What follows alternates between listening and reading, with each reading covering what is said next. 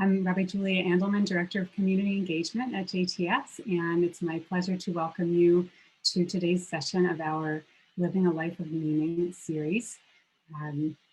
Those who've attended before know that the series is about the disruption to our normal lives, and for many of us, close encounters with mortality. And we've set up this framework to provide an opportunity to evaluate what's truly important in our lives, guided by JTS faculty and fellows, so that we can discuss the role of values, ethics, and Torah in the quest for a well-lived life. If it's your first time joining us today, a special welcome to you. We are really pleased to have our JTS Fellow, Dr. Edna Friedberg, teaching today. Sorry for that noise. Her session is called Trauma and Testimony in an Oversharing Society. Dr. Friedberg, let me tell you what a JTS Fellow is if you don't know from previous series. Our fellows are scholars who are connected to JTS in some way, usually our alumni, as Dr. Friedberg is. She received her PhD at JTS, who we feel are not only outstanding scholars, but also our outstanding teachers that we've brought into our orbit to expand the breadth of our teaching, particularly for community learning programs. So Dr. Friedberg is one of those outstanding scholar teachers that's serving for us as a JTS Fellow. So I know that you'll enjoy learning with her today, and her day job, she's a historian at the United States Holocaust Memorial Museum in DC. And you may have heard her speak before. She speaks regularly across the country, and her essays connecting the Holocaust history with social, cultural, and political issues today have appeared in the Atlantic, Slate, Newsday, and The Forward. So before I turn it over to Tani to walk us through logistics, I wanted to reiterate my comment last week about the opportunity to support these online programs. The outstanding learning that we're able to offer you is possible only because of generous support from participants and donors like you. So if you're interested in sponsoring a learning session or a series of sessions, here is the new address to contact: learninglives@jtsa.edu. learninglives@jtsa.edu, which is the email that you see from Lynn this morning. And if you prefer to contact us by phone, that number is 212-678-8866. And I now turn it over to Tani. Thank you, Rabbi Andelman. I'm just going to go over the Q&A features during the session. Dr. Friedberg will pause for questions periodically throughout the session, and we'll also have a Q&A period at the end. You can use the chat feature to submit your question to Rabbi Andelman. To open the chat, hover your cursor over the bottom of the Zoom screen and click on the chat icon. During the Q&A period, Julia will select a few of the questions to present to Dr. Friedberg.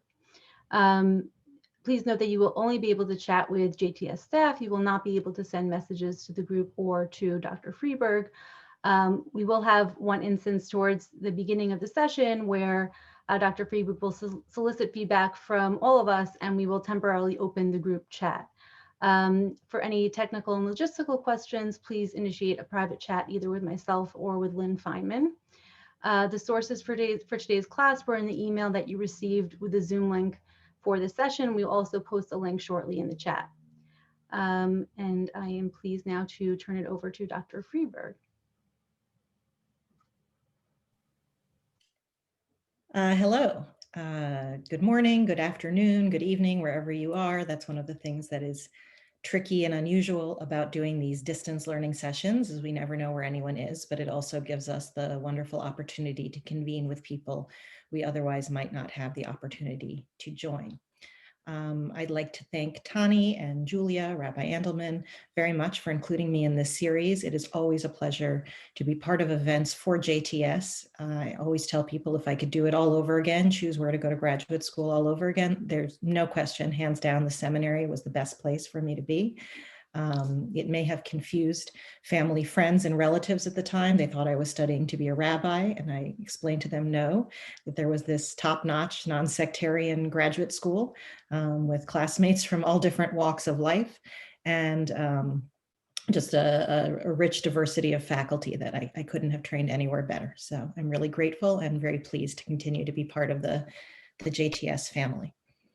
I'd like to begin with a few words of Torah, and anything that I'm quoting today is in your source sheet, so you can go back and look at it. No need to take notes or to chat and say, where was that from? It will be in your source sheet, begin with a pasuk, with a verse from the book of Proverbs, from chapter 11 in the book of Proverbs. Some words to give us a Jewish perspective, some thoughts about privacy and the obligation or option about whether or not to bear witness to things that a person has experienced. So from the book of Proverbs, the pasuk reads as follows: Holech rachil megale sod v'ne'eman ruach michaseh davar. More or less translated as a base fellow, someone of not good character, gives away, reveals secrets, but a trustworthy soul keeps a confidence. And I would like us to think about this in terms of Holocaust survivors' experiences. We are used to, and I will go over a little of this history, thinking of these as something for the public record. But if you think of it as something, a painful personal experience that an individual has experienced, it is in fact a secret. It is theirs, and it is theirs to choose whether or not to share it or whether to keep it close to the vest or in their heart. So there from Torah, we have that, or from Tanakh. And in the book of Leviticus, another pasuk about witness. V'nefesh ki techeta v'shama kol ala v'hu ed o ra'a o yoda im lo yagid v'nasa avno. If a person incurs guilt when he has heard something publicly, although able to testify as one who has either seen or learned of the matter, if he does not give information, then he is subject to punishment. So in this case, that there is an obligation, that it is an imperative, that if you see something, say something, as we have the signs in the subway, that you are required to share what you have seen in order to bring justice to the victim of a crime or some kind of wrong. So at JTS, I trained to be a scholar of modern Jewish history. My PhD is not in Holocaust studies, although the Holocaust was certainly part of my coursework, but it was kept in proper perspective as but one fairly recent, if of course cataclysmic, event in the much longer course of Jewish history.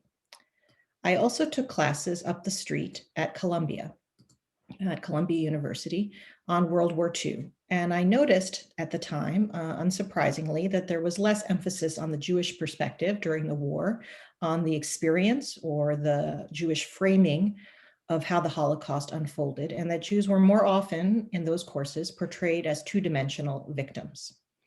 In contrast, in my studies at JTS, Jews during the Holocaust were depicted as fully realized people with all of their history, all of their relationships, all of their pre-war perspective brought to bear as they were confronted with the unimaginable. Now, I began to work at the Holocaust Museum in Washington, where I still work today, in 1999, while I was still finishing my PhD. And I was a little wary, honestly. I was wary that I would contribute to what some have seen as an unhealthy obsession with Jewish victimization. And in fact, I had the opportunity a few years ago to do another session as part of a mini course for JTS about whether or not the Holocaust looms too large in Jewish life. So if you're interested in that topic, we can connect you with that. One way to balance that kind of flattening of Jewish experience to only portray Jews as victims and somehow passive during the war has been to focus on stories of Jewish resistance, ones that portray Jewish men and women as active agents, whether through physical resistance, spiritual resistance, or other forms of acting against what was happening to them. But another approach, and the one that will be the focus of our conversation today, has been to let the history of the Holocaust be told by Jewish survivors themselves, whether on video, in memoirs, or in person. I would like to read you a brief paragraph, which again appears in your source sheet. Remarks, these are translated from the original Hebrew, given by a man, a survivor named Tzvi Gil, who was delivering in 2002 a closing message to a conference on the legacy of Holocaust survivors. This conference was held at Yad Vashem, and Zvi Gil said the following: in Jewish tradition, the command to remember is absolute, but its obligation does not end with the cognitive act of memory. It must be connected to both meaning and action. Today, we for whom the memory is burned in our hearts and on our flesh gather to pass the torch of memory to the next generation. We pass to you as well the fundamental lesson of Judaism, that memory must be accompanied by action of ethical and moral intent. This must be the foundation and the focus of your energies toward the creation of a better world. So I'd like us to keep this framework in mind to see if we agree or disagree, to see whether it holds up, as well as the verses that I quoted at the beginning, the biblical verses, to see how this Jewish framework about privacy, about secrets, about bearing witness, and about memory shapes our understanding of the ways that survivors have been treated in some unusual settings over the past 70, 75 years. Here's the part where we're going to cue the chat for all of you to weigh in to a question. I would like to ask you, what do you personally think of when you think of Holocaust survivors in terms of physically, how they sound, what traits you think or associate with Holocaust survivors? So we'll give it a minute and see some of what comes up.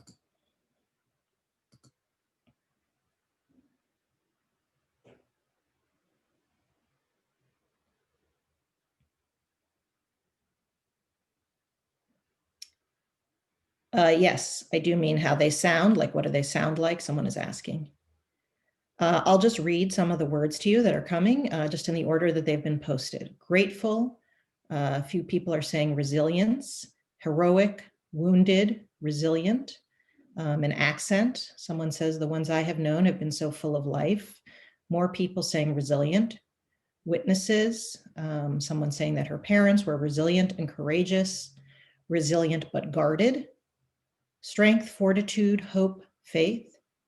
Strong, gray-haired men and women, hesitant to talk, sad, brave people, quite a few people saying resilient, courageous, traumatized, a lot of crying, a spirit of living life, trauma, reserved, angry, accents, Eastern European, not always talkative, a drive to live, both strength and fragility, traumatized, plagued by nightmares, nes gadol, suffering, broken, successful, determined, did not want to talk, silent about their experiences, unwilling to speak, eager to keep humanity aware, old with deep accents. This is great.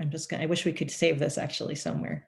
Joy in their children, grandchildren, great-grandchildren, perspective.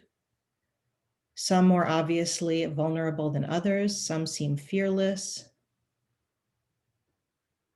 Ledor Vador. Okay. Exhausted, angry, thoughtful, saddled.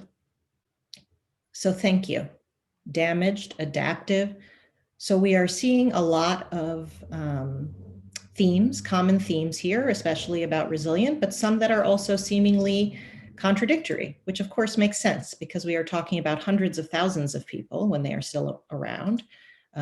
We have fewer every day, unfortunately, but that some are completely silent, unable to talk. Others are brave. Others want to share what they knew in order to better humanity, but that they are traumatized, that it is damaging. And the dualism, the duality, the contradiction between strength and fragility. All of these are, of course, true. And then on the very basic level, a few people mentioned accents and gray-haired. So I agree with all of these, especially the contradictions. We cannot generalize, but there are certain archetypes that appear. And when we look at, and I didn't bring in any kind of standard issue Holocaust survivor testimony today, because I imagine an audience like this is familiar with it, but there is a kind of typical format and tone to most survivor testimony. One of respect, somber attentiveness, I noticed someone had written the word heroic there. The survivor is accorded most often a kind of privileged status, that of someone who has passed through hell and lived to tell the tale. Many times I have heard young people being reminded, and I know I've said it to my own children, that they are the last generation to know these elderly survivors personally, that they will take on the burden of witness once the last survivors die. So the questions that I want to explore with you today, first of all, are to show you some examples of survivors before they were gray-haired, when they were young. And in fact, most people who survived the Holocaust were young because they were, if they were in the camp system, they were less likely to be killed because they were useful in German terms. They could be exploited as slave laborers, and also just general health and vigor of a younger person made them more likely to survive. But of course, they were not born as old-haired accented people. And a personal pet peeve of mine when I'm watching movies about the Holocaust dramas is they always speak in accents, even when they're in Poland or they're in Germany or wherever they are. Like, no, they would have been speaking in their native tongue. They did not automatically say V for W and have sad violins playing. So let's think about those types of survivors as we see them in earlier times and unexpected settings. Today, I will discuss 3 distinct cases of Holocaust survivor voices, some in unexpected media or tones. Let's begin in 1953, with the first time, as far as we can tell, that a Holocaust survivor was profiled on the young medium of television. The historian Jeffrey Chandler, who has written a book about television and the Holocaust that I would be glad to recommend to you, has referred to the two, TV and survivors, as, quote, age mates, who came on the American public scene at around the same time. Now, I'm going to be showing you clips of a TV show, but I want you to notice that the word Holocaust is never mentioned during this broadcast, and indeed was not yet in wide circulation at the time. Indeed, the word Holocaust did not gain real currency in English until the Eichmann Trial in 1961. Now, Professor Chandler has pointed out that in the immediate aftermath of the war, Yiddish radio was the only place that an American listener might regularly hear survivor voices. And obviously that was a very small audience and one with direct and close links to the survivor community. Survivors, who were then more commonly referred to either as refugees or DPs, displaced persons, were typically discouraged from talking about their painful pasts, or were themselves understandably reluctant to discuss them as they tried to build new lives. Newsreels seen by American moviegoers in the mid-1940s featured the grisly aftermath, the grisly evidence of German crimes, piles of dead bodies and mass graves found at liberated camps in Europe.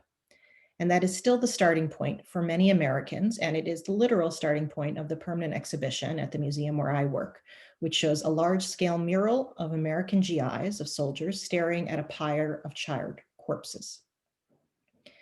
Now, when did we begin thinking of Holocaust survivors as an archetype with the type of terms that all of you have just submitted in the chat? The Eichmann Trial, again, is the most frequently cited moment, with taped portions of it being flown over daily from Israel for broadcast on American TV networks. And indeed, that trial marked a watershed in the primacy of survivor voices. In 1945 to 46, at Nuremberg, the International Military Tribunal, the most prominent of war crimes trials of Nazis, featured very little survivor testimony, instead relying heavily on documentary evidence created by the perpetrators.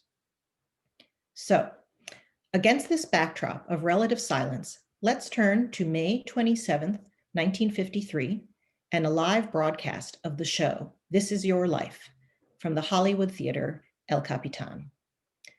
A reminder of the format for people who are not familiar. This Is Your Life in the show, in front of a live studio audience. The show's host, Ralph Edwards, would wander the studio audience and select an unsuspecting audience member, seemingly at random, to be the subject of an on-camera walk down memory lane.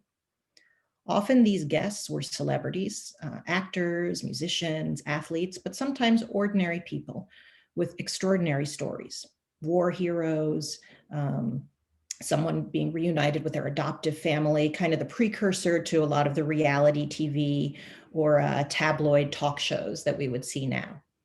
The viewer would then vicariously experience, again in real time, joyous surprise reunions in real time on live TV. Let me paint the picture for you, and then we'll see the opening of the show. You have the studio audience sitting in rows in the theater. The wall background is painted to announce that the show is sponsored by Hazel Bishop Beauty Miracles, lipstick that won't eat off, won't smear off, won't kiss off. And This Is Your Life incongruously brings us into a Nazi death camp. Tani, let's take a look at the opening clip, please.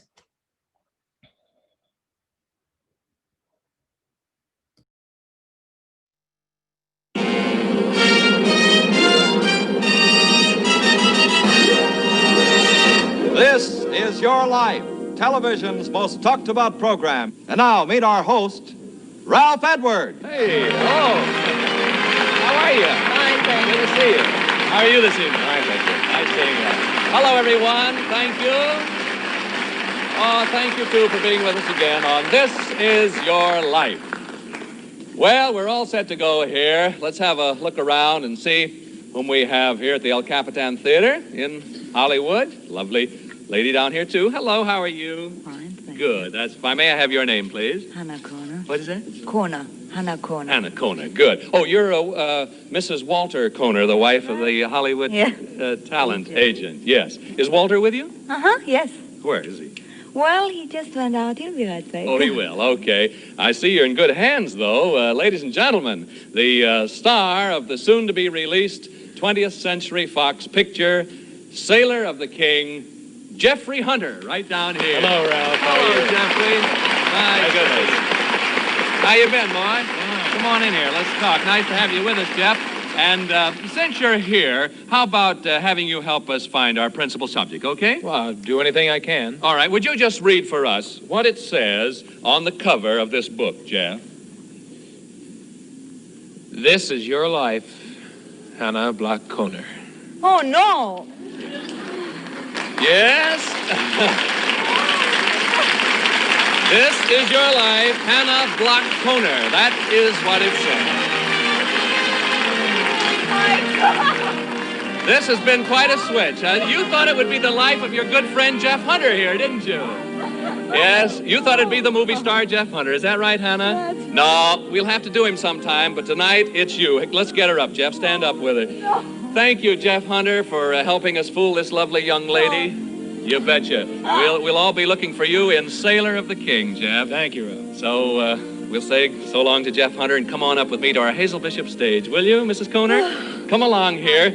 And don't worry, we haven't kidnapped your husband at all. He'll appear, here we go, my dear, right in here. He'll appear at exactly the right moment. You see how that works out? Come on over here and take your place in our chair of honor, Hannah Block Koner. You richly deserve this place. Come on over here by me. Lean on me for support if you need to. I hope you have a spare handkerchief. Well, I have a spare handkerchief, and shall I give it to you now? Well, that's fine. Well, as This Is Your Life will prove, you richly deserve this. May I say, Mrs. Koner, that looking at you, it's hard to believe that during 7 short years of a still short life, you lived a lifetime of fear, terror, and tragedy.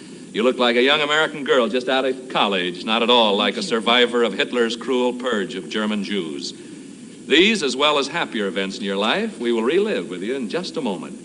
But so intense is your story that our sponsor, Hazel Bishop, wants to devote full time to it without interruption.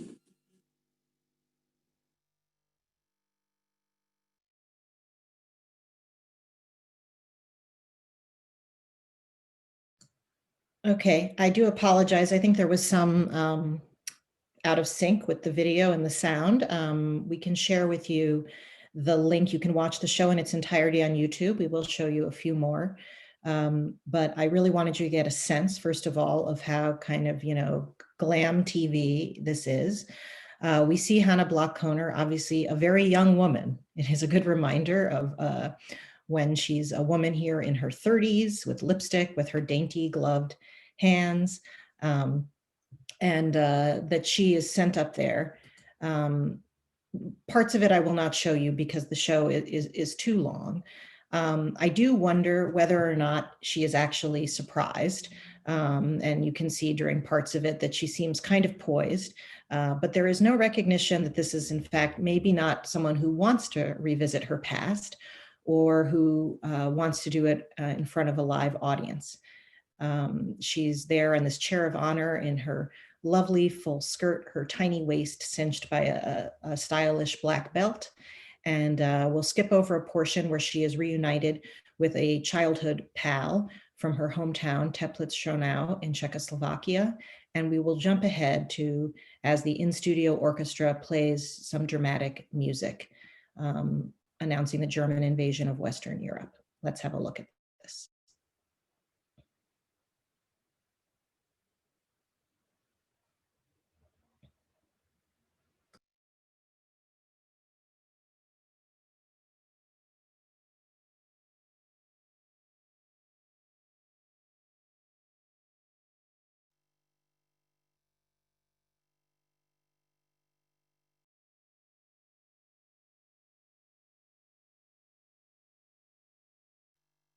See him again after all these years. All this time, you and Walter are together whenever possible? Yes, pretty much so. Though you were both young, your hearts told you that you belonged to each other.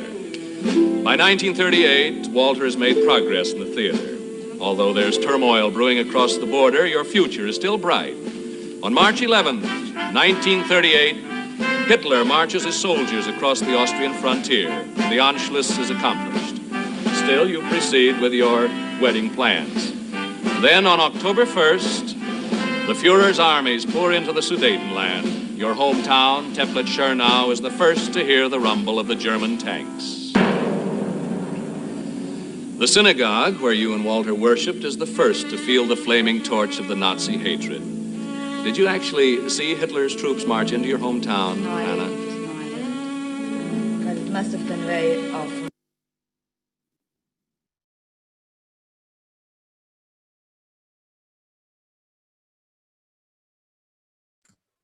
Sorry about that. I realized I left out a very important piece of information for you to understand this clip. So Tani, if we can start it again in a second. In the part that we've skipped over, Hannah has gotten engaged to her high school sweetheart, a man named Walter Kohner, and they are planning to get married. And then the section of Czechoslovakia that they live in is annexed as part of the Anschluss in 1938, annexed to Germany. So Walter is her sweetheart who she's planning to marry, and then the events of the Holocaust begin to intrude. Okay, now we can go ahead. Sorry about that.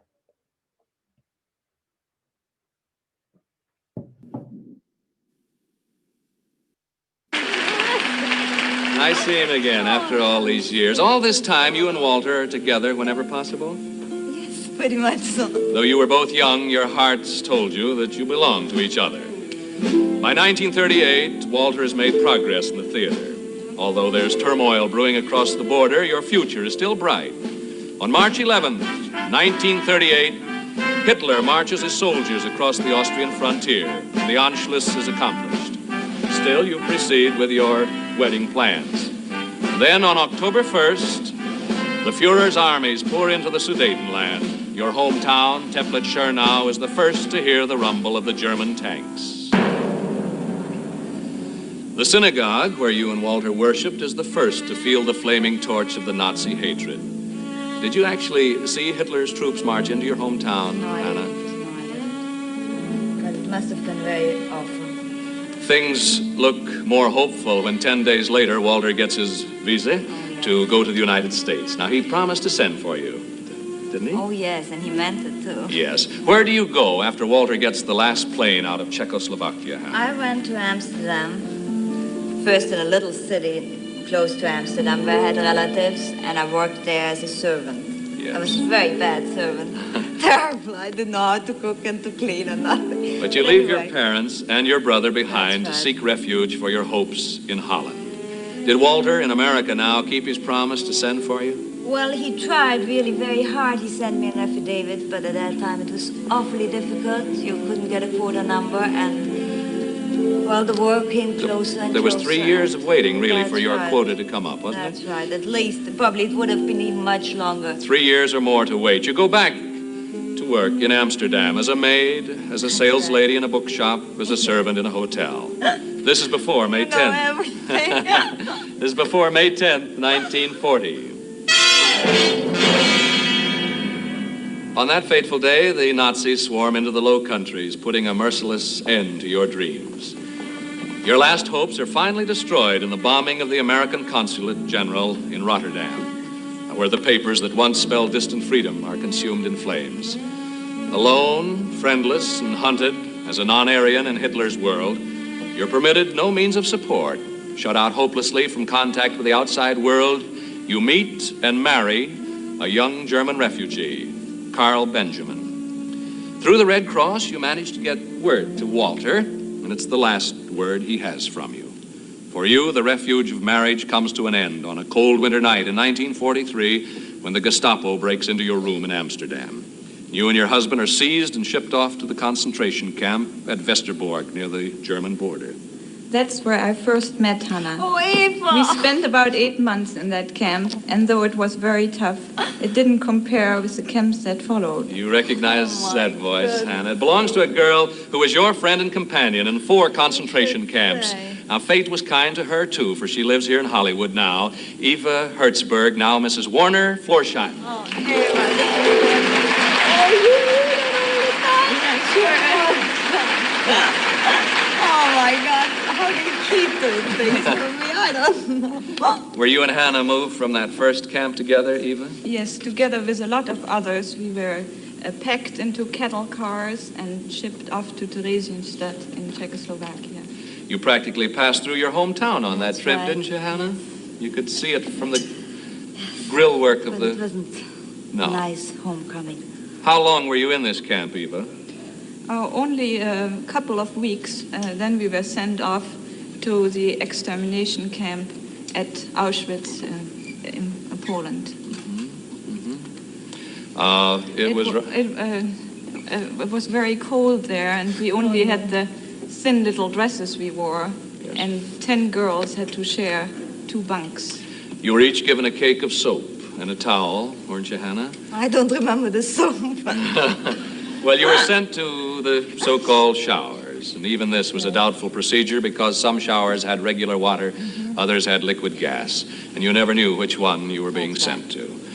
You and Eva were fortunate, others were not so fortunate, including your father and mother and your husband, Carl Benjamin. They all lost their lives at Auschwitz.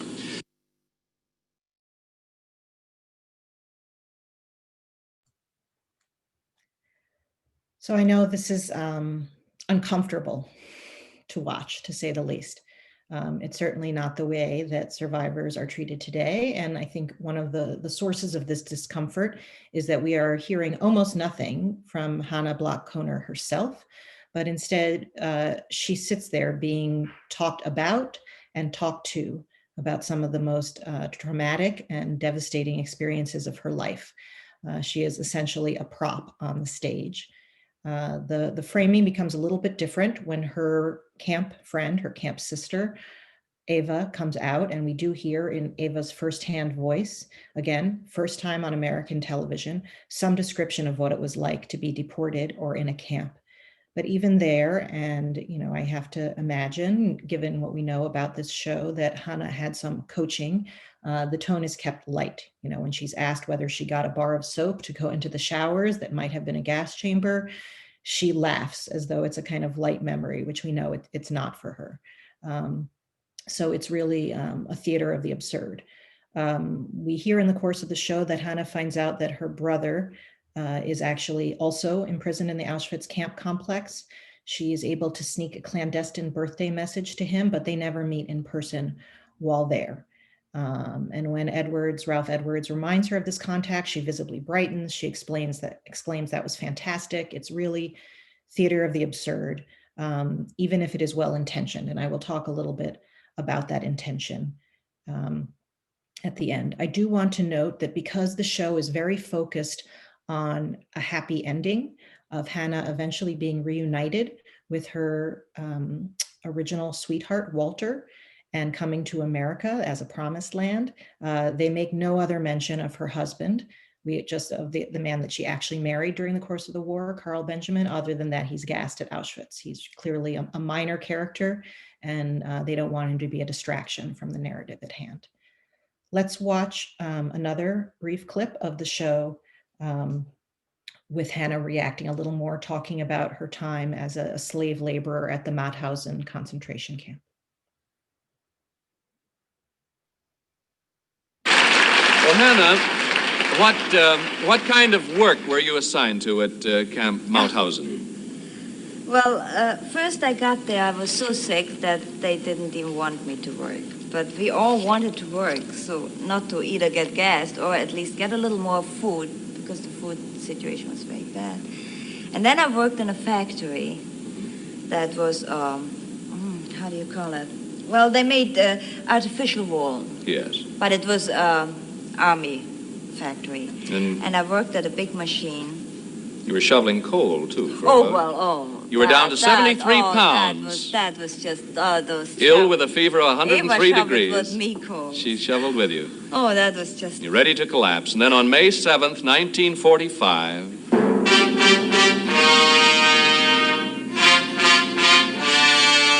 V for victory and liberation by Patton's unforgettable Third Army. A day you and the other prisoners at Camp Mauthausen will never forget, Hannah. The nightmare that lasted 7 years is at an end as an American Army truck rolls to a stop before the prison gates. Corporal Herbert Kornbleet and Corporal Walter Lohman and I were on detail in enemy-held territory when we came across the camp. Now, there's a voice you haven't heard in 8 years, Hannah. Do you recognize it? Don't tell me those are the One of the 3 American soldiers who set you free. Then Technical Sergeant Harold Schuchart, now of St. Louis, Missouri. This is wonderful. Oh, this is wonderful. We tried to reach you and you never could. Oh, I'm so happy to see you. I wouldn't recognize you anymore. Hannah gave you a message for someone in America, didn't she, Harold? Yes, I wrote a letter to Walter Koner in Hollywood telling him that Hannah was still alive. Yeah, a letter that didn't reach Walter until much later. But we're getting ahead in our story. You 3 boys saw to it that the girls were fed and clothed, didn't you, Harold? Yes, I returned to my headquarters and they came over and took care of them immediately. Later on, I saw Hannah and some of the others at a rest camp. Wonderful. You probably had I should say. some times, wonderful times together there.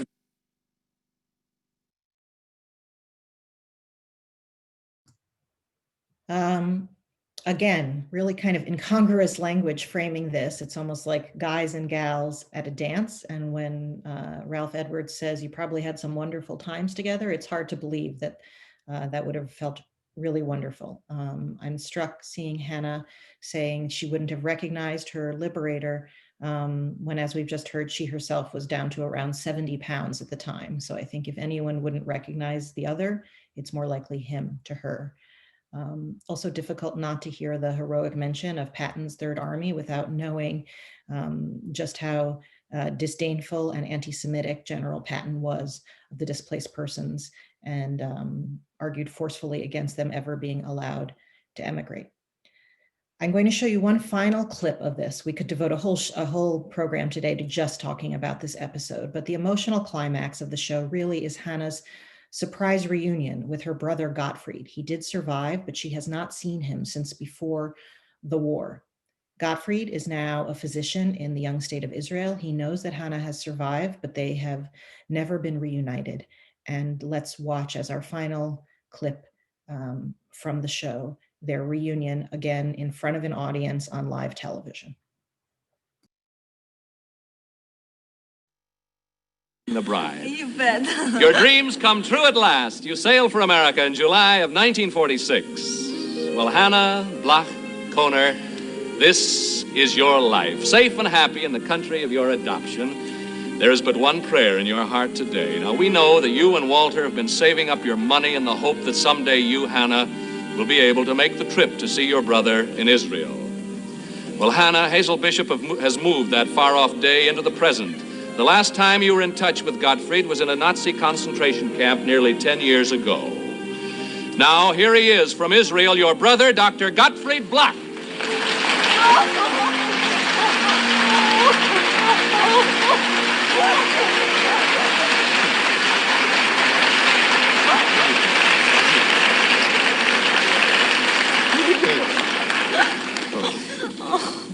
my happiest day in all my life. I know that, Doctor, and I'm sure it is for Hannah. It's a happy day for all of us.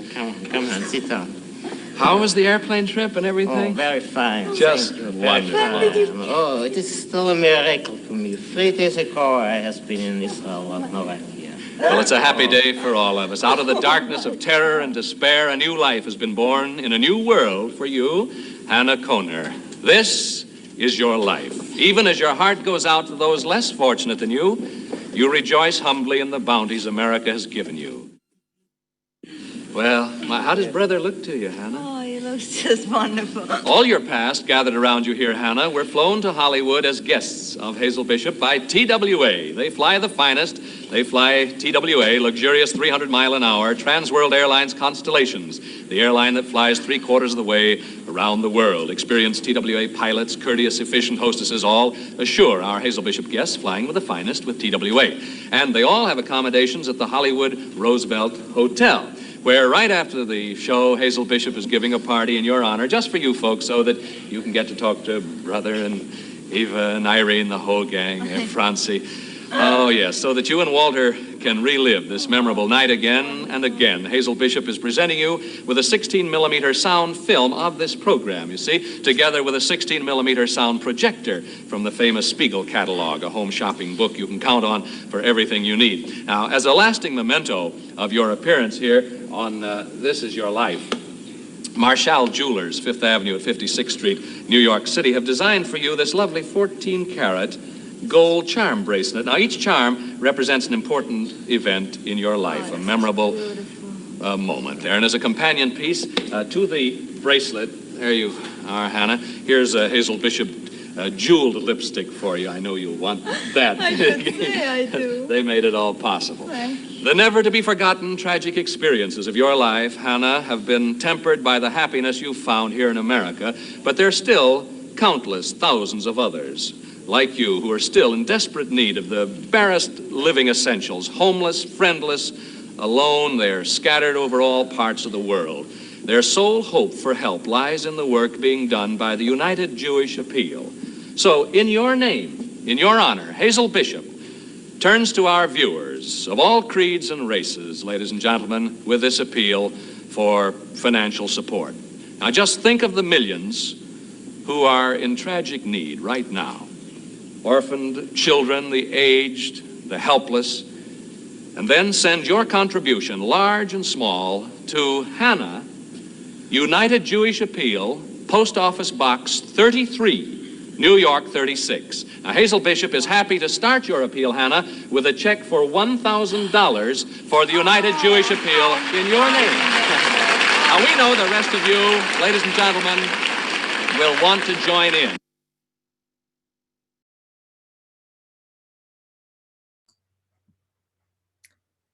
So I want us to take a beat and pause. I think I can assume that this is not easy for you to watch. It does not matter how many times I see it. I find it very difficult. It is painful. It feels invasive.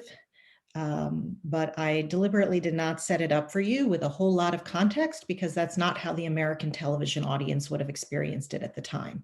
They would have just seen it as you did, only with less knowledge about the Holocaust, but completely out of context, even though it is now for most Americans, millions of Americans, because this was a very, very popular show, their first exposure to what we now call a survivor, it is overwhelmingly not in her voice.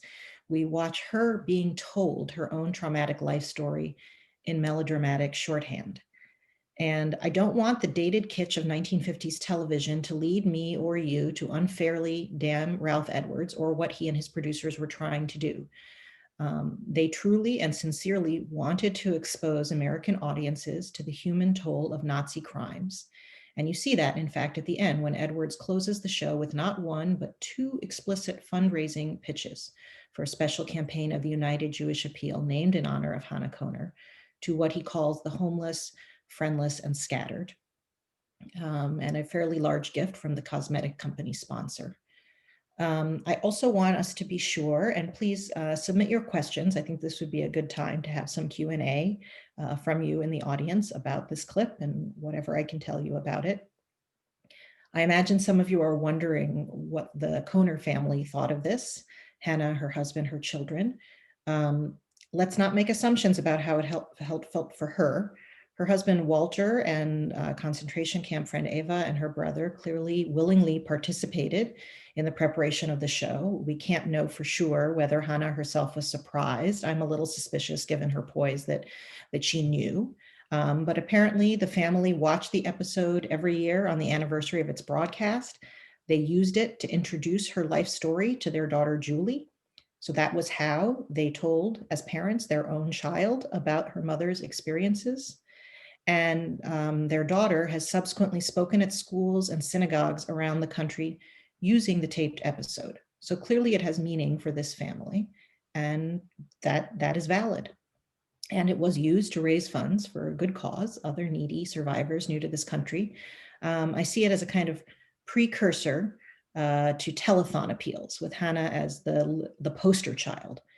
But still, it is a very jarring approach when compared to the way we treat survivors today, Holocaust survivors, and also really survivors of any kind of trauma, and how they speak for themselves. I do think that it's important to look at a show like This Is Your Life and think about how it has set the tone for kind of tell-all television today. Nothing is off limits anymore. There is no privacy. There is no sense of dignity. And this show from 70 years ago is an example of how we got to that place in American culture. So please do post your questions in the chat and we can discuss them.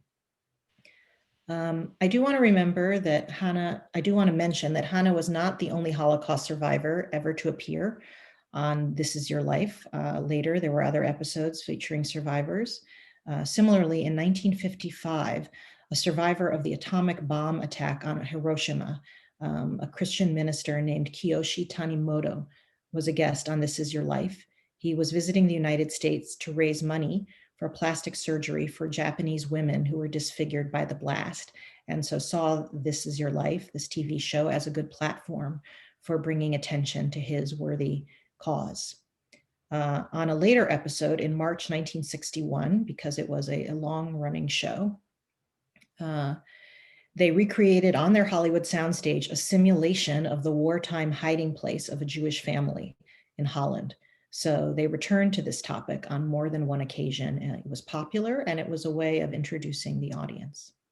Rabbi Andelman, if you want to go ahead and send me some questions, I'm happy to interrupt and to engage the audience before we move on to our next topic. Okay, great. So just to share, we didn't solicit questions until a minute ago, but people were writing to me anyway, just, about how difficult this was to watch, using words like vile and appalling and exploitative. There's a minority view that found it moving and touching, and then sort of looking up was a little bit of mixed feedback. So we have a number of questions. One, maybe not, I don't know if it's the most obvious question or not, but I caught my eye because I was thinking about this also, was the gender nature of this. Would she have been as silenced if she were male? One thing that I noticed was with the reunion with the soldier, it almost seemed like he was holding on to her and she was trying to step away. It seemed like that multiple times, like she needed her, her space and agency over her body. And the show was saying, you're supposed to be all touchy right now. If you want to share any thoughts on that. I mean, I think it's not an accident that they chose a young, attractive woman. She's very pretty, she's charming, she's accented, but she's not too foreign. And the host at the beginning, when he brings her on stage, comments that she seems like a co-ed fresh out of college. The few times that she actually does speak, he interrupts her to speak over her. And also her story is really framed mostly around the relationship to men who are either trying to help her or protect her Walter, her future husband, trying to bring her to the US, her brother coming in and sitting higher than she is, the liberating soldier. So they definitely chose someone who physically is tiny, seems frail and vulnerable and small. And I'm sure that that was considered appealing, that she's cast to be sympathetic in a way that someone older or male likely would not have seen. Thank you. So another category of questions that I'm getting is about how if you have any data about how the public received this episode. One person asked, was the UJA appeal successful? And sort of related to that, people are wondering, sorry, it's a lot coming in. People are wondering how were survivors being treated better in America, or how were people relating to survivors in America at that time? And how much, we know that there was a lot they didn't know yet. So sort of the general public response to both the episode and how people are relating to survivors in general are the questions. So the show was extreme. The show itself was very popular, and this was a very popular episode with high viewership. A lot of letters came in afterwards, and United Jewish Appeal did get a lot of money. And again, they were not surprised. They agreed to participate. The Kohner family, whether or not Hannah knew, agreed to participate and thought that this was good. But it's in a particular framing. This Is Your Life would typically focus on stories of redemption or triumph over adversity with some kind of uplifting and inspiring tone and a significant emphasis on happy endings. I remember reading that the Saturday Evening Post once called it the weepiest show on television. And indeed, it could feel maudlin, and in this case, even exploitative. No mention is made that Hannah was denied entry to the US in the 30s.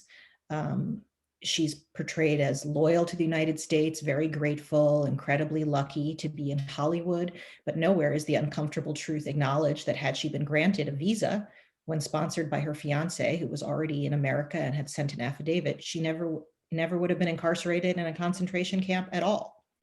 The spotlight instead is on the liberator, on her romance with her husband, and on America as a place of blessing and refuge. And this was the version of the Holocaust survivor. Again, that's not a term that's used at the time. And it was the narrative that was palatable to early 1950s America. Most survivors did not speak then, either because they were unwilling to speak or because people did not want to hear.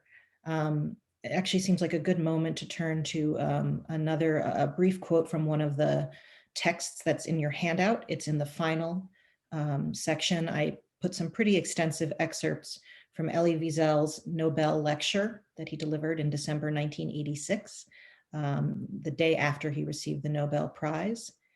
And he wrote, I'll just read a few lines. "Of course, we could try to forget the past. Why not?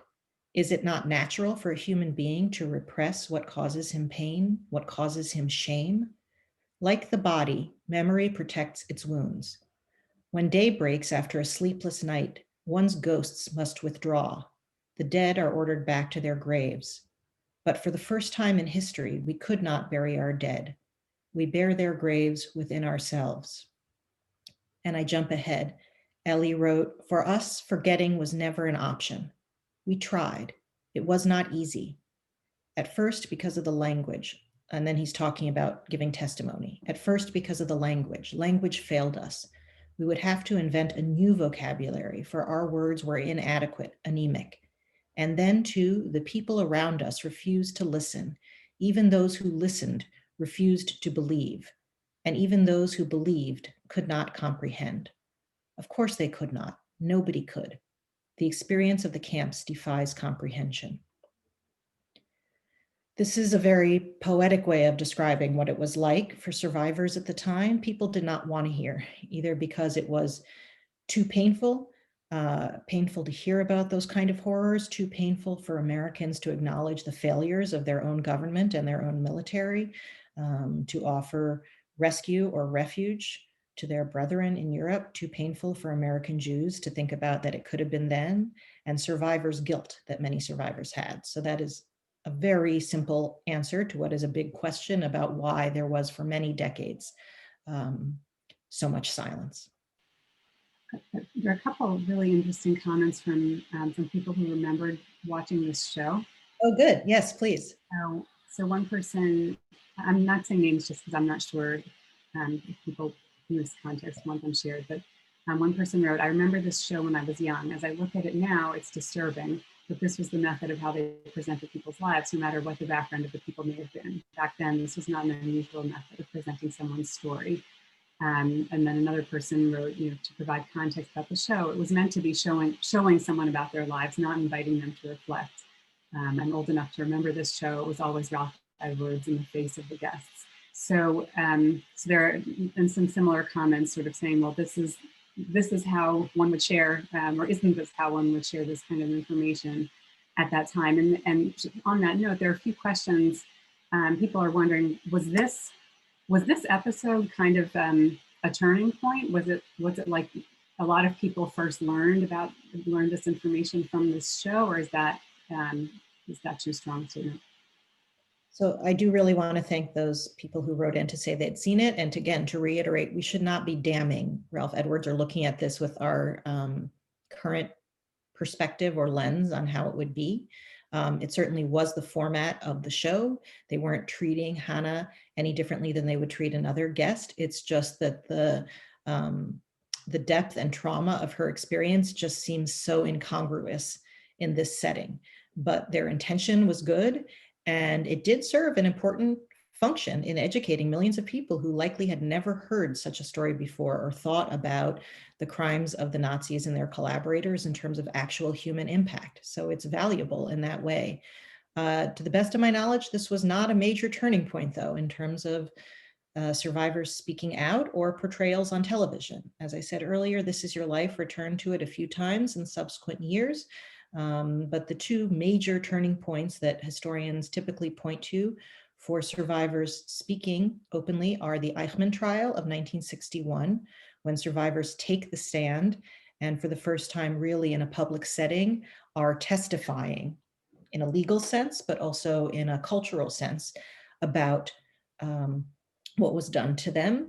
And then in the late 1970s here in the United States, the network television miniseries Holocaust also was a major inflection point for awareness and discussion in pop culture and in journalism of the Holocaust as not purely a Jewish topic of interest, but one that the American public was exposed to and thinking about. And then, of course, the creation also of the place I work, the Holocaust Museum in 1993, is a statement about what America and what the American government thinks the place of the Holocaust should be in our national consciousness. I'm going to move on because I actually do have a few other examples that I want to give you, but thank you for those questions. And I'm also glad to interact with anyone following up on emails later, and we'll have more times for question. Please also do notice, I'm not going to go through all the texts in the source packet, but I have a few sources there, Talmudic sources, or here a Mishnaic source about the concept of chezek ri'ah, the damage caused by looking at something. So the idea that if we are scrutinizing a person like Hannah, scrutinizing her pain with or without permission, what are the ethics of that? Also some other sources from the Talmud about privacy and confidences. One thing that I did want to note that's in the sources there from a man named Jonathan Stein writing on the website My Jewish Learning is that in classical Hebrew, there is no word for the concept of privacy. In modern Hebrew today, we say pratiyut, but the concept of privacy is a fairly modern one.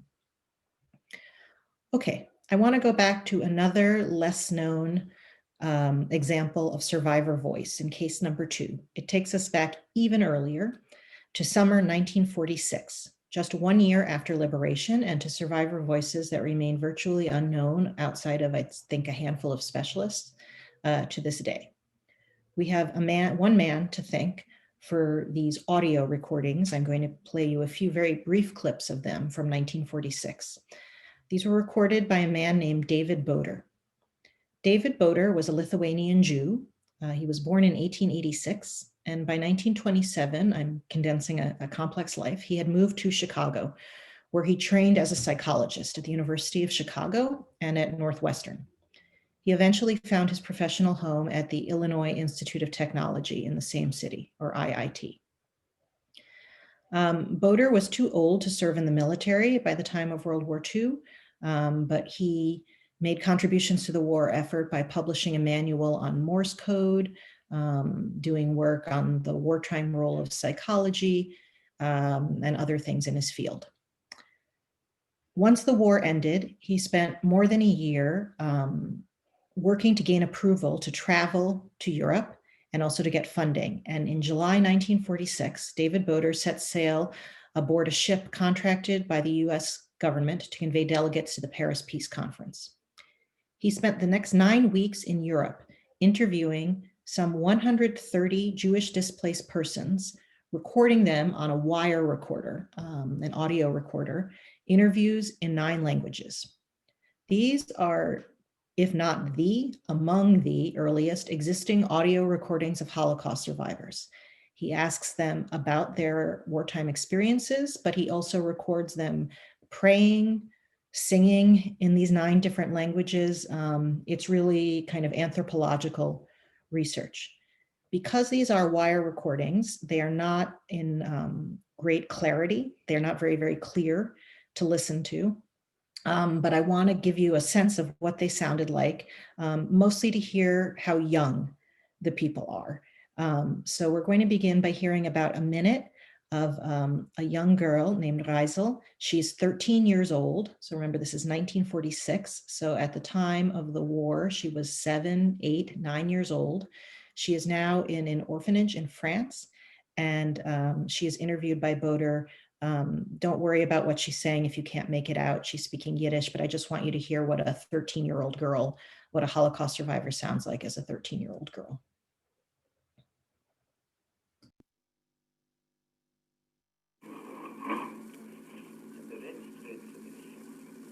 Also, Lucia, sag mir noch mal, wie heißt du und wie alt bist du? Nein, nein, nein, ich habe dir gefragt, das war Jiddisch, du musst reden Jiddisch. Lucia Melzak, im 30. No, wie alt bist du?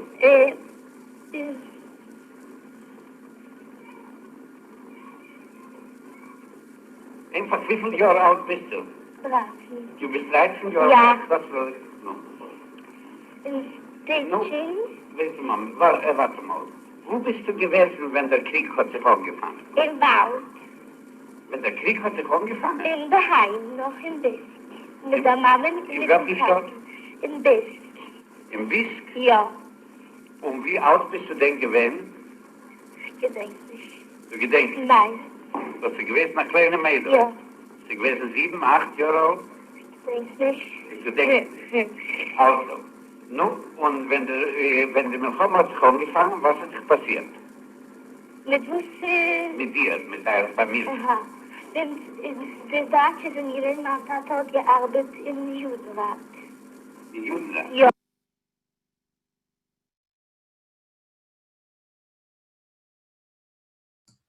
That gives you a brief taste. Again, whether or not you speak Yiddish, just to get a sense, you can hear it's a girl. It's a girl who giggles. It's a girl who's tentative. She's talking there just about the beginning of the war, and we can supply a link. You can hear all of these interviews in the original on the website of IIT, the Illinois Institute of Technology. She's 13 years old. She's the only survivor of her family. And she is being asked for the first time what we would now think of as Holocaust survivor testimony. Boder conducted these interviews. He wanted to immediately get an authentic record of what had happened before too much time passed. He was professionally interested as a psychologist in what this experience had done. And he also was hoping to personalize for the American public and advocate for increased immigration law to allow displaced persons to come into the US. His itinerary included 4 countries. Over 9 weeks, Boder traveled to France, Switzerland, Italy, and Germany, places where higher concentrations of displaced persons were living. He went to 16 different sites. On most days, he conducted between 2 and 5 interviews, lasting anywhere from 20 minutes to several hours. As the weeks went by and he knew he had to return to Chicago for the fall semester, he stepped up the pace almost frantically, recording these interviews. And toward the end, he's completed as many as 9 in a single day.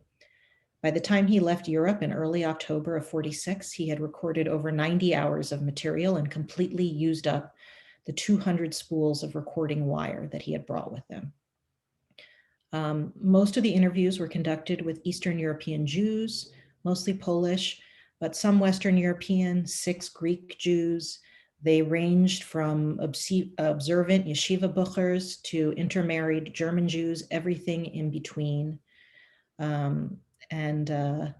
He also really highlighted the experiences of children and youth. He went to 3 sites that specifically were either orphanages or places for children who were liberated from the Buchenwald camp. So about 1/3 of the people that he interviewed were teenagers or younger during the war. Boder wrote a book about this called I Did Not Interview the Dead, which was published in 1949. And if you'd like to read more about Boder and his project, I recommend a book by Alan Rosen called The Wonder of Their Voices, the 1946 Holocaust interviews of David Boder. Alan Rosen, The Wonder of Their Voices, published by Oxford in 2010. I do want to give you a taste of the kind of firsthand reportage that Boder captured. So we'll hear very brief clips, but because they're hard to understand, I will instead read you some excerpts. But let's first listen to, again, another teenager. This is a Polish-Jewish teenage boy named Jurek Kestenberg. He's age 17 at the time of the interview. And again, this interview was conducted in Yiddish. Let's have a listen to about a minute of Jurek Kestenberg, just so you can hear the tone and age of his voice, maybe make out a few words, and I'll give you an excerpt. Nachdem ich bin gegangen, wieder 2-3 Monate, haben wir Deutschen gesucht, das ist nicht möglich. Also ich liebe mir Walsche, was von alle kleinen Städten haben wir gekommen jeden Kawalsche, von Lodz, von alle anderen Städten gekommen jeden Kawalsche. Das ist nicht möglich, man darf die Jeden besiedeln. Also man gehen Befehl zu jüdischen Juden raus in Walsche, dass man muss sich dann jeden Tag 6.000 Mann, die da übersiedeln sei auf West. Jeden hat mit der letzten Bund nicht gewiss, dass du weiter, was Deutschen gar nichts machen, und hat ich wirklich gemeint, dass sie gar nicht zu besiedeln. Auf West, die da sind einige Menschen in Walsche. Also jeden hat gesucht, dass wird das machen. Noch ein paar Wochen haben wir gesehen, aber Menschen will nicht kommen, da jeder will bleiben stieb, also Deutschen haben angefangen allein zu haben auf die Gassen. Von der Ghetto? Von der Ghetto. Ja. Also welche Gassen war der Ghetto in Warschau? Oh, das Ghetto. So translation of this part and the part around it, Jurek is remembering being in the Warsaw Ghetto. And translated, he says, so many Jews in Warsaw, because from all the little towns, Jews came to Warsaw. From Lodz, from all other cities, they came. An order was given to the Jewish Council in Warsaw that every day 6,000 people had to be delivered for resettlement to the east. People didn't know yet at that time what was going on there, what the Germans are going to do with us. People thought they are really going to resettle us to the east so that there should be fewer people in Warsaw. And so at the Jewish Council, the Judenrat said it will do it. After a few weeks, it was seen that people don't want to go. Everyone wants to remain at home. And so the Germans themselves began to grab on the streets. End quote. Jurek also describes firsthand the Warsaw Ghetto uprising, conditions at the Majdanek camp where his father died and where he was himself a slave laborer. Things that we would later hear in testimonies from survivors, but with many more details intact because it is more recent, not so much time has passed. And we also, again, have here a young survivor voice speaking in his native tongue, so striking when compared to the accented elderly men and women to whom we have grown so accustomed. So there is a very different kind of immediacy and authenticity to it. I ask you to go ahead and submit questions. I'm going to play you one more excerpt from a Boder interview, but I'm happy to take questions about this collection and about early collections of testimonies. So you can put those in the chat. We'll hear from one more of these audio recordings, this one from someone who's somewhat older. She's in her mid-40s, a French Jewish woman named Anne-Marcel Kahn. She describes here in French how her family escapes through the south, through Vichy, France, into Spain. So feel free to submit your questions. And in the meantime, let's listen to a minute of Anne-Marcel Kahn, again, just so you can hear the language and the tone of her voice, and then I will translate for you what she's saying.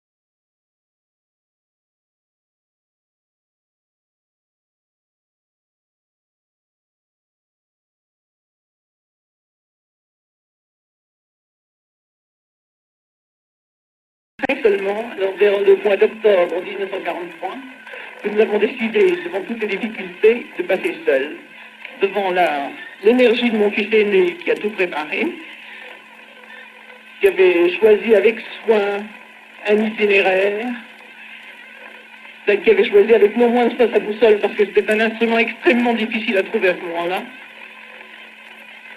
Nous avions trouvé des boussoles de scout qui étaient toutes plus ou moins bonnes. Il en a essayé une grande quantité avant d'en trouver une qui indiquait véritablement le nord. On avait beaucoup de peine à trouver des cartes d'état-major, naturellement aussi, et nous étions, tout le monde se croyait surveillé et suivi, naturellement, quand on allait acheter une carte à la frontière espagnole.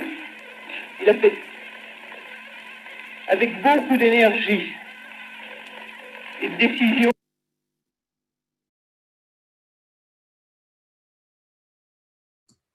Again, not the easiest to make out. And also, if you don't speak French, let me translate for you what this woman, Marcel Kahn, who in the time is in her mid-40s, she's married, she has children, and here's what she's describing.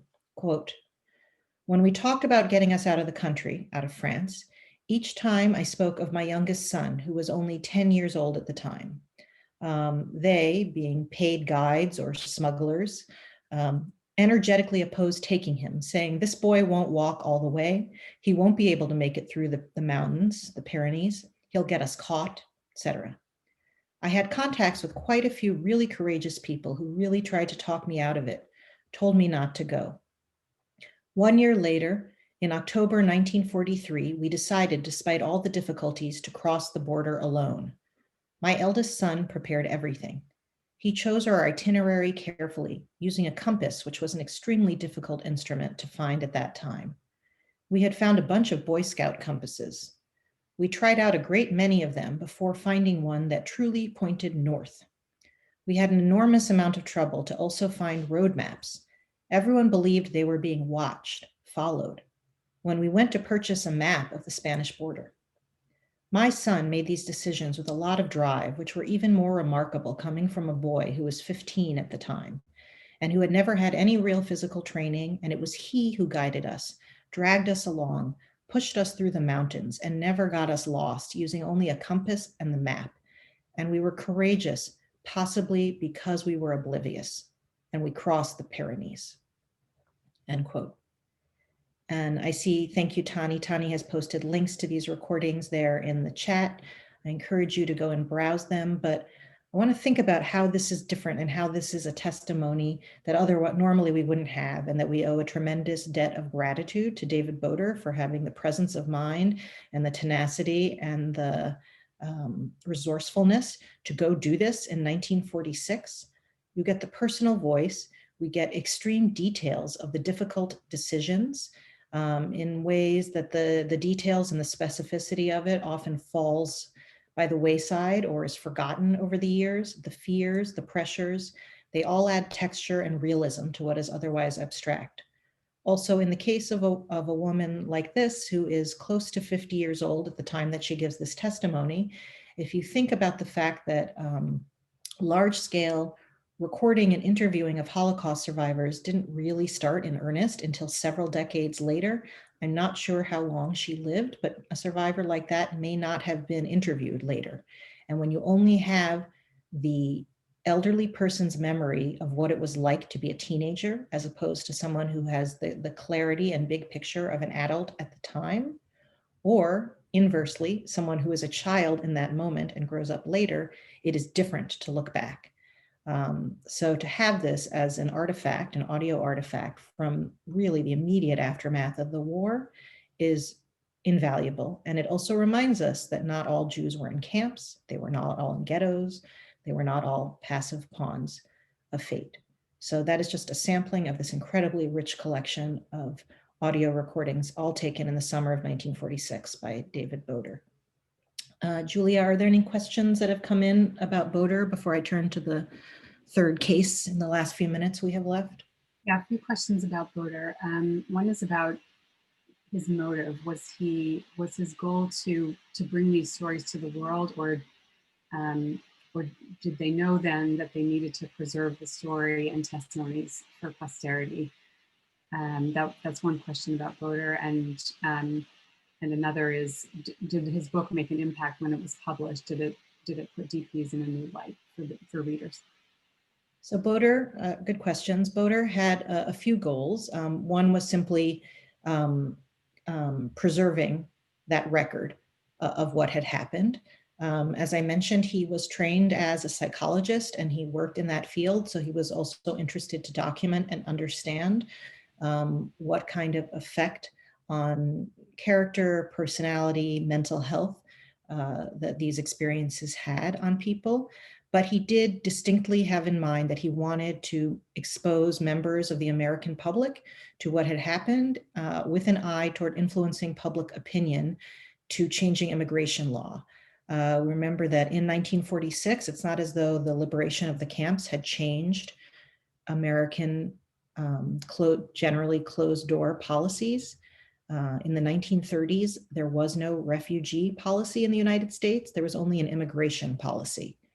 Refugee, the idea that you could jump ahead of the line because of threat or danger to your life in your country of origin, did not exist as a legal category. And it was not until 1948 that a law was passed that allowed a greater number of displaced persons to come in.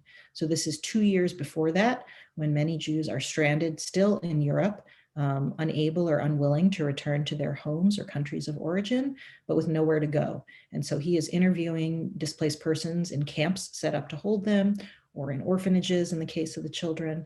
And he sees these voices as a way to bring it home and make it relatable to the American public, although it's difficult because almost all of them are not in English. A few interviews are in English. He did, as I say, published a book in 1949 about it. To the best of my knowledge, it was not particularly a bestseller, but it really was mostly a selection of transcribed interviews, some modicum of analysis, but it did not have a very big impact. And I think part of the lack of its impact had to do, as I said, with the language problem, but we can also see that in that very few people have heard of these interviews today, although they are quite unique. We are running low on time, so I want to kind of turn to the last case in my remarks. And for our third and final case, in looking at different and unusual forms of Holocaust survivor testimony, I would like to turn to the man who was surely the world's most famous Holocaust survivor, Elie Wiesel, and offer also some personal reflections. Elie Wiesel made it look so easy to give voice and power to the traumatic memories that he and his peers carried with them. I'm not referring to the profoundly beautiful, troubling words that spilled from his pen and pricked the conscience of millions around the world. And I don't mean the way that his speaking voice had a quiet depth of emotion, somehow more powerful because of its subdued tone. His galvanizing talents and moral courage have been lauded by many writers in the years since his death, and rightly so. But what stays with me is this. Elie made it look bearable to bear witness to horror again and again, to on a daily basis invite traumatic memories back into his consciousness. He never claimed that he was comfortable with this role. He accepted this painful duty in order to defend human rights and advocate for the oppressed. In his 1986 Nobel acceptance speech, Elie spoke of the community of Holocaust survivors as honored by a terrible burden. He asked, and I quote, "Do I have the right to represent the multitudes who have perished? Do I have the right to accept this great honor on their behalf? I do not. No one may speak for the dead. No one may interpret their mutilated dreams and visions. And yet I sense their presence. I always do. This Nobel Prize belongs to all the survivors and their children." End quote. But not all Holocaust survivors are willing or able to speak of their experiences. I am intimately familiar with the choice to stay silent. My own father was a 9-year-old Jewish boy when Nazi Germany invaded his native Poland. He was one of the lucky ones, eventually saved by deportation to Soviet territory, where he nearly starved to death in a slave labor camp. Almost his entire extended family, well over 100 people, were killed. For decades after the war, my father suppressed his pain, never speaking of what he had endured and dodging questions when pressed by friends or strangers. This silence was his way of healing and building a new life in the pluralistic America he so loved. My father became a professor of Soviet studies, dedicating his life to fighting totalitarianism and anti-Semitism from a comfortable professional distance. When I was only 3 weeks old in January 1973, my father flew from our home in Indiana to Switzerland to join a gathering of Jewish leaders working to free Soviet Jews from religious and political oppression. My father and Elie Wiesel, friendly acquaintances through their years of activism, ran into each other on the shores of Lake Geneva.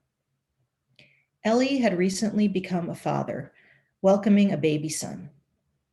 As my father recounted to me time and again, the two men embraced, not merely celebrating their shared fatherhood, but also deeply removed by the rebirth of the Jewish people and the renewal of their decimated families. When I heard this story as a young girl, the message was clear. All children are miracles, but my sister and I and other children of survivors were not supposed to have ever existed. We had a special obligation, like it or not, and many do not, to make good use of our lives and to be proud Jews and grateful Americans. It is no accident that I chose to marry another child of a Holocaust survivor. It is no accident that I became a Holocaust historian and spend my days teaching and preserving this history. All of these choices come from a legacy of genocide and a struggle to understand the severed roots of my family tree, an understanding I pursue even more now that I am myself a parent of questioning children. American society celebrates people who publicly share their personal pain and channel it into something positive.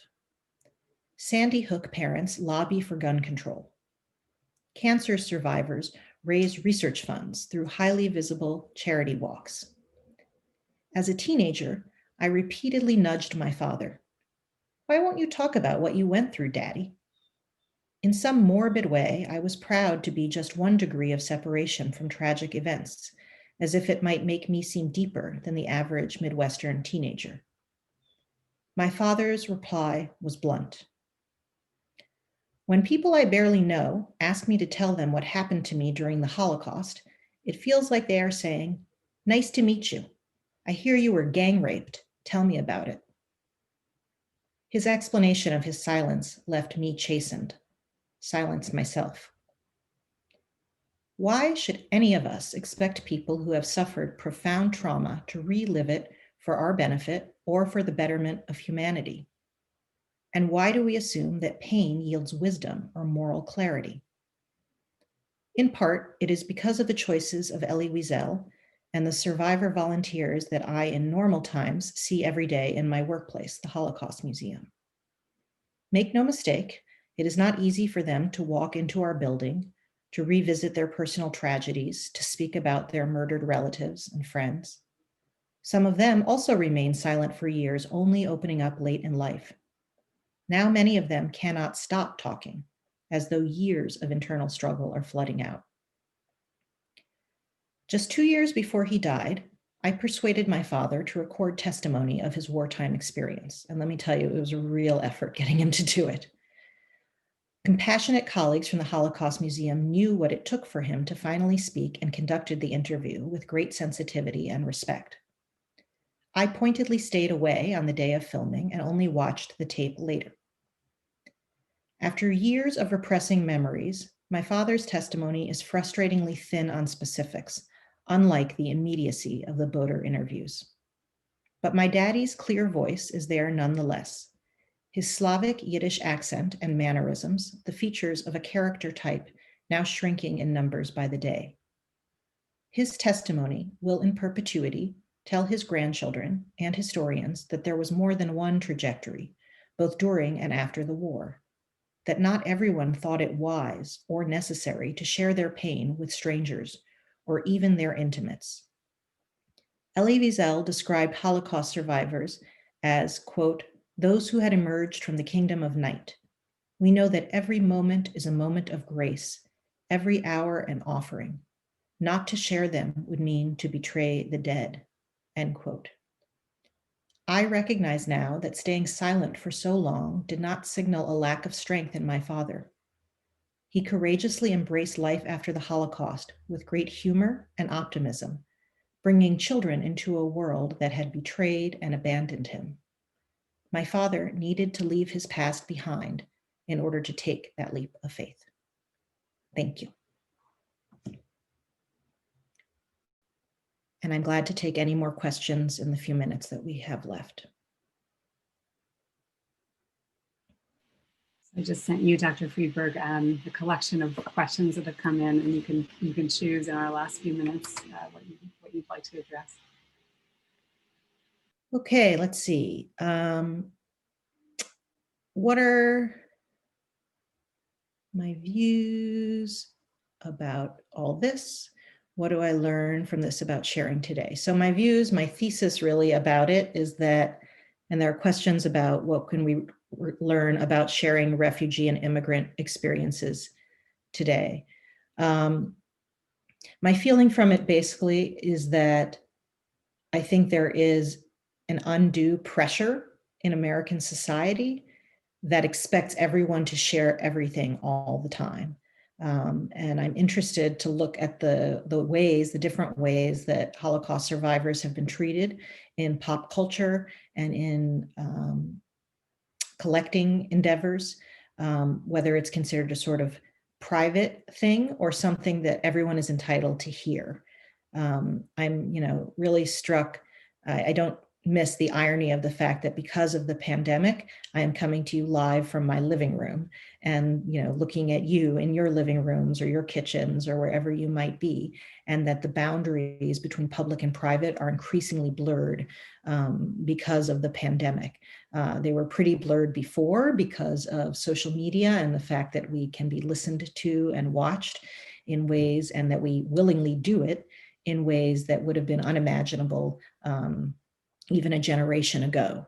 But I think that there is a sense in American society that more sharing is always good. And in my personal opinion, I'm not a psychologist, I'm a historian, but just as a private citizen, I think that it has gone too far often. And the sense that nothing is too intimate to share feels to me violating. I also think that there is a judgment of people who stay silent about pain. And I know it because it's something that I had inside, and I tried to speak to it a little bit at the end, that I felt like, the good survivor, or the way that we like to look at survivors, is someone who is willing to poke at the wound for the betterment of humanity. And that maybe we need to have a bit more empathy or compassion for those who can't or who won't, and not necessarily expect it from them. the quote from my father about feeling like people were asking him when he was gang raped, I know that's a jarring quote. It is not easy to hear, but for me, it really changed my way of looking at survivors and made me realize that sometimes I found that the people around me, we were treating them a little bit too much like Hannah Block-Koner was treated on This Is Your Life, like a prop, like some kind of wind-up doll that we can pull the string and we expect them to talk in a certain way, in a certain accent, and with a certain openness, and that might not be fair. So that's a sort of rambling, but from my heart, answer to a couple of those questions. Not rambling at all. Very powerful, as were your father's words that you shared with us. So thank you so much for this. The whole teaching was really powerful today. I will share the chat with you. There were so many questions and comments that we couldn't get to, but just so everyone knows, Dr. Friedberg will see your comments and questions. It's a very powerful session, and especially sharing so personally with us at the end. Your family experience and those reflections. But we could have a whole other hour and a half, I think, on that question. But thank you so much for this. One person shared in the chat. I'll just share with you because it's what I'm feeling too. She wrote, after years of reading about the Holocaust and Holocaust memoirs, I have a new and broadened perspective. Lots of comments along those lines. So thank you for really broadening our thinking about the testimony that we've received and how we treat it, how we care for it, and we kind of care for the people who've given it. I hope people will join us next week for a completely different session with Dr. Jonathan Grafman, Professor Drew Stott of JTS. That will be a session on Maimonides and other Jewish thinkers on the meaning of the mitzvot and how Jewish observance might lead us to a life of fulfillment and meaning. So again, something completely different. So we hope you'll join us next week. And thank you once again to Dr. Friedberg for this beautiful, powerful teaching today.